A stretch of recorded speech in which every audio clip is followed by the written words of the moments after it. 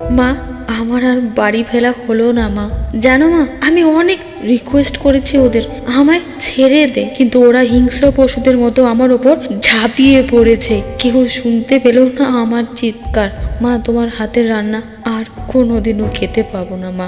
এমন মৃত্যু কি আমার প্রাপ্য ছিল বলো? আমি কি অন্যায় করেছিলাম বলো?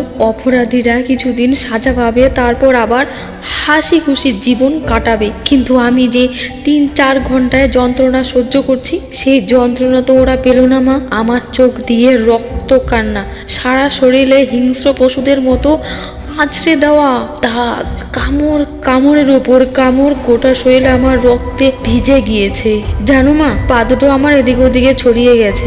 আমার গলা টিপে ধরে রেখেছে ওরা, কিন্তু আমার যারা এরকম অবস্থা করলো, কই তাদের তো এরকম যন্ত্রণা সহ্য করতে হবে না। আমি কি অন্যায় করেছিলাম মা? আমি কি মেয়ে হয়ে জন্মেছি, এটাই আমার অন্যায়? ওই শয়তানগুলোও তো একটা মেয়ের গর্ভ থেকে জন্মেছে, তাহলে কি করে পারলো ওরা এটা?